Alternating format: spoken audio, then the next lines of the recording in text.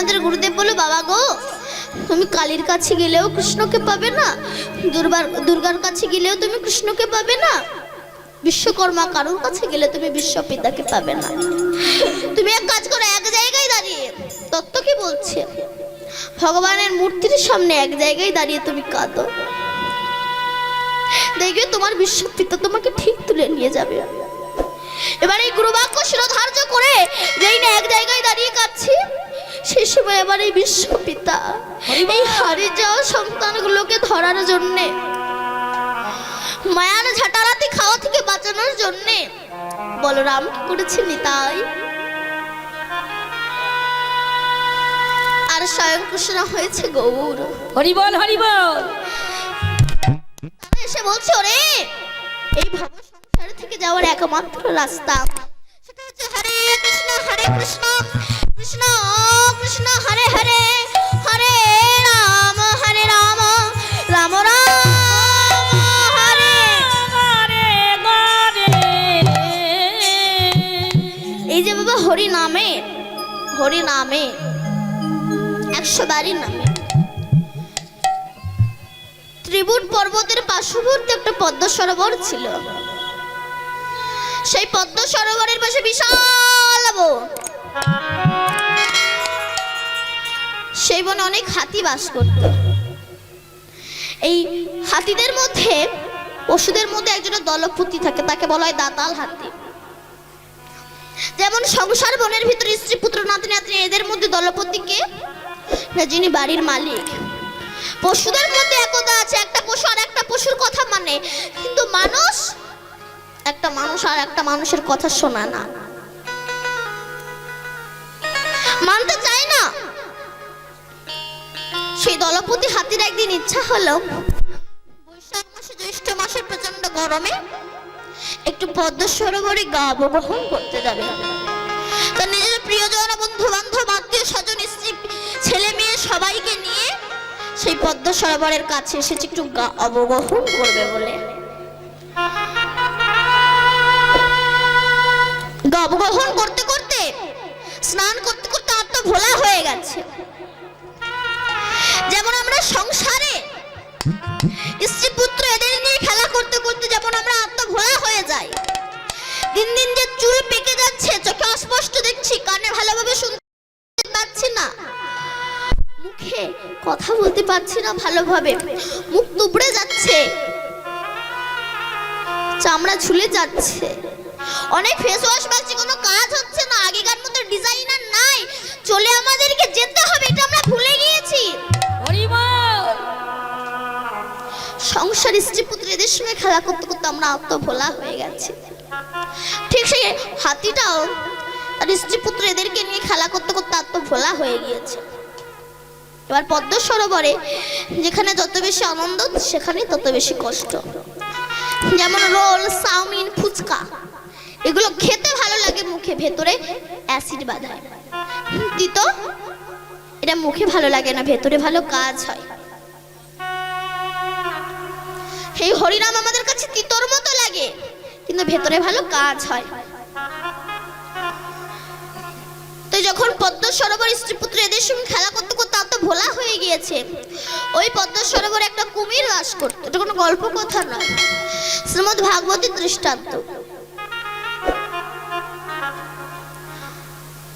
ওই পদ্ম সরোবরে একটা কুমির বাস করত। সেই সময় কুমিরটা এসে হাতির পায়ে কামড়ে ধরেছে। তত্ত্বটা কি? আপনি বাড়ির মালিক, ভোর 3টের সময় উঠে মাঠে ঘাটে কাজ করতে যাচ্ছেন, যাদের জন্য আপনি না খেয়ে, না দিয়ে, না স্নান করে, না ঘুমিয়ে কাজ করেছেন, তাদের জন্যই আপনি রোগাগ্রস্ত হয়েছেন। শেষের দিনে হরি বিনে আর তোমার গতি নেই।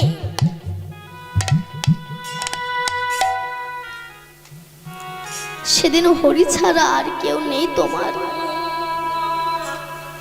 তাই যখন কুমির হাতিটাকে ধরলো, তখন তার প্রিয়জন, আত্মীয় স্বজন সবাই দূর থেকে দেখছে, কাছে কেউ আসছে না। এক এক করে জল থেকে সবাই উঠে চলে গেল। তখন হাতিটি গোবিন্দকে ডেকে বলছে, দয়াময়,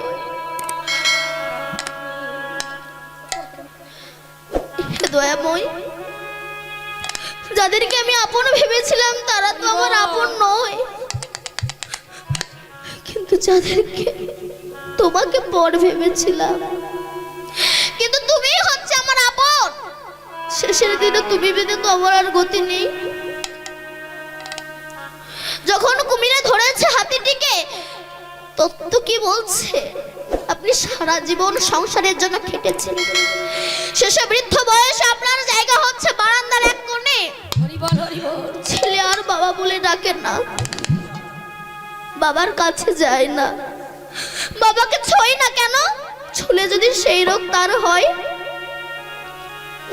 তাই বাবাকে আর ছোঁয় না। শেষের দিন চোখের জল আর হরিমিনে আমাদের আপন কেউ হতে পারে না। তখন হাতিটি সুর দিয়ে গোবিন্দকে ডাকছে, দয়া ভয়।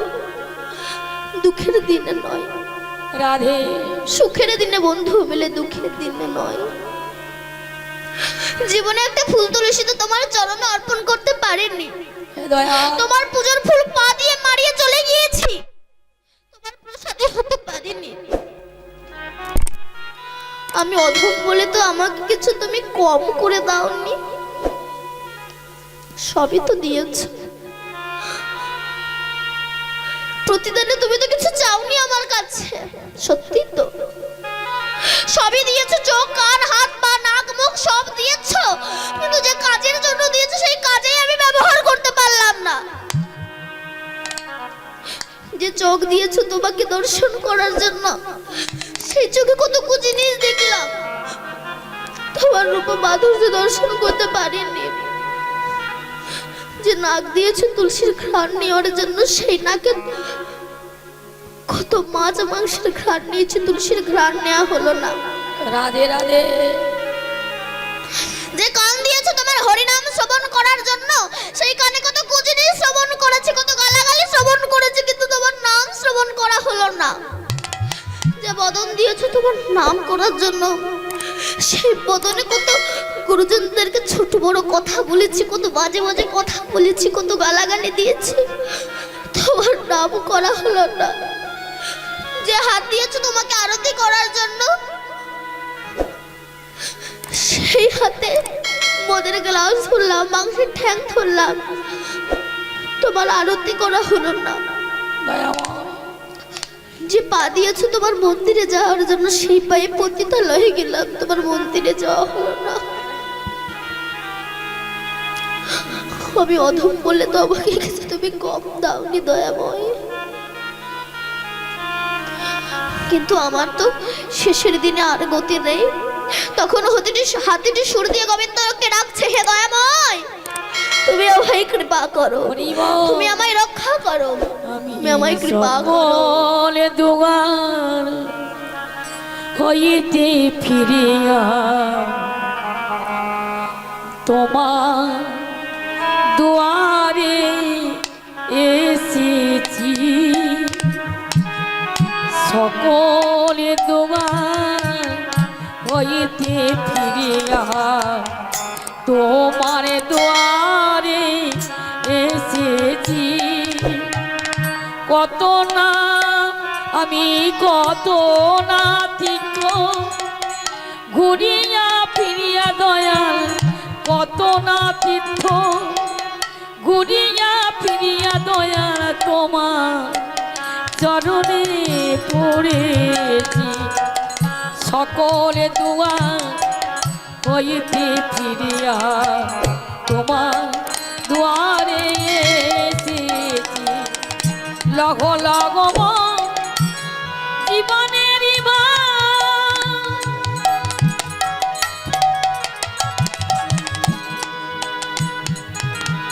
প্রাণের ঠাকুর গোবিন্দ আমার, লগ লগ জীবনের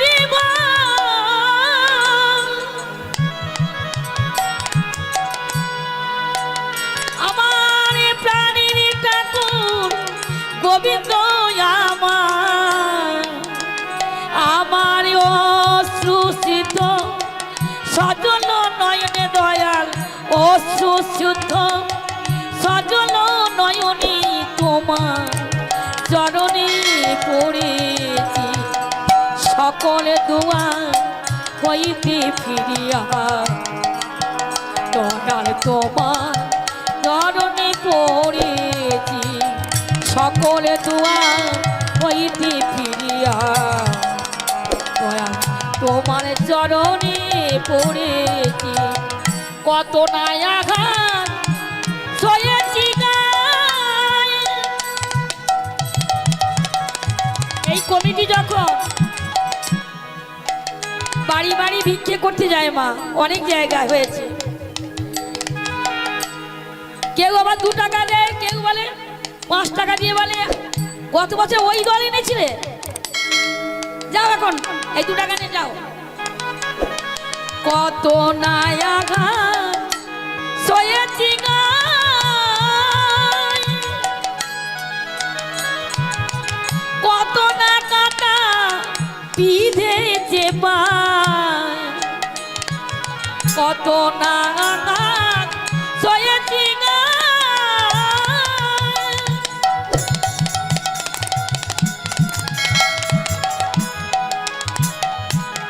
কত না কাটা বিঁধেছে পায়, আমার এই অসময় ওহে দয়াময়। এই নাম শুনতে বাবা গত বছরে অনেকে এসেছে, অনেকে আসতে পারে না, বাড়ি থেকে হয়তো মাইকে শুনতে পাচ্ছি, আমার এই অসময় ওহে দয়াময়, এই অসময় ওহে দয়াময়, কোলেতে তুলিয়া নিও রে সকল দুয়া হইতে ফিরিয়া দয়াল তোমার চরণে পড়েছি সকল দুয়া হইতে ফিরিয়া দয়াল তোমার চরণে পড়েছি। যখন হাতিটি একটা পদ্ম ফুল নিয়ে সরে করে নিয়ে কেশবায় মাধবায় নম বলে উড়িয়ে দিয়েছে। ওম ব্রহ্মণ্য গো ব্রহ্মণ্য হিতায় চ জগৎ হিতায় কৃষ্ণায় গোবিন্দায় নমো নমো। হে কৃষ্ণ করুণা সিন্ধু দীনবন্ধু জগৎপতে গোপেশ গোপিকা কান্ত রাধা কান্ত নমস্তুতে। এই বলে যে উড়িয়ে দিয়েছে ওই পদ্ম ফুলটা উড়তে উড়তে এসে মা লক্ষ্মীর চরণে গিয়ে পড়েছে। মা লক্ষ্মী পদ্ম ফুলটা তুলে দেখছে পদ্মের প্রতিটি দলে দলে জল। লক্ষ্মী বলল, প্রভু এই পদ্ম কোথা থেকে এসেছে? প্রভু বলল, লক্ষ্মী মর্তধামে আমার এক ভক্ত হাতি, তাকে কুমিরা ধরেছে। শেষের দিন আমি বিনে তার আর গতি নেই, তার প্রিয়জন আত্মীয় স্বজন সবাই তাকে ছেড়ে চলে গেছে। তাই শেষের দিনে সে আমাকে ডাকছে, তাই সে সেই পদ্ম ফুলটা এসে আবার তোমার চরণে দিয়েছে। হরি বল হরি বল। লক্ষ্মীর চরণে পড়লো কেন? গোবিন্দকে কৃপা পেতে গেলে আগে ভক্তের চরণ ধরতে হবে। লক্ষ্মী দেবী বলল, হে প্রভু মর্তধাম থেকে এই পদ্ম ফুল যখন আমার চরণে এসে পড়েছে, কথা দিচ্ছি যখন মর্তধামে প্রতিটি ঘরে ঘরে আমার পূজা হবে, সেই সময় সেই পূজায় যদি পদ্ম ফুল না দেয় সেই পূজা আমি গ্রহণ করব না। তাই সেদিন হতে পদ্ম ফুল দিতে হয়। লক্ষ্মী বলে, প্রভু আমি আপনার কাছে করজোড় করছি, তুমি যাও তাকে কৃপা করো। নারায়ণ বলে, লক্ষ্মী আমি তো সবাইকে কৃপা করে মাতৃগর্ভ থেকে, কিন্তু মানুষ যখন টাকার মালিক হয়ে যায়, নিজের আত্মীয় স্বজন প্রিয়জন সবাইকে পেয়ে যায়, সে সবাই আমাকে তারা ভুলে যায়। তাই তাদেরকে আমি একটু কষ্ট দিতে চাই, দুঃখ দিতে চাই। লক্ষ্মী বলল, না প্রভু তুমি তাড়াতাড়ি যাও। তখন ভগবান গরুরকে আহ্বান করেছে, গরুর তুমি তাড়াতাড়ি এসো। গরুরের পিঠে ওটা আমার গোবিন্দ চলেছে, গরুর তুমি তাড়াতাড়ি চলো, তাড়াতাড়ি চলো গরু, আমার ভক্ত বিপদে পড়েছে, তাকে রক্ষা করতে হবে, চলো তুমি তাড়াতাড়ি চলো।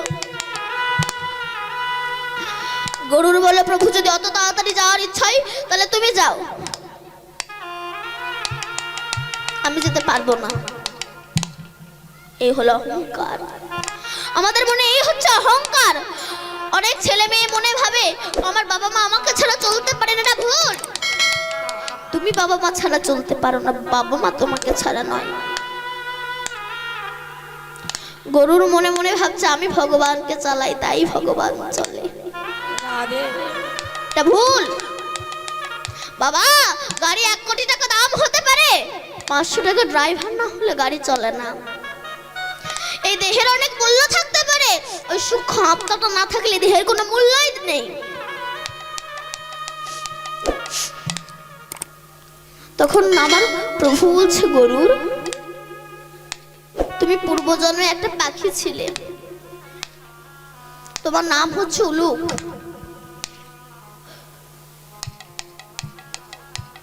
উলুক পাখি নারদ ঋষিকে গান শিখিয়েছিল। তা উলুক পাখি নারদ ঋষিকে বলেছিল, হে নারদ ঋষি, আমি আপনাকে গান শিখিয়েছি, কিছু দক্ষিণা দেবেন না? নারদ ঋষি বলেছিল,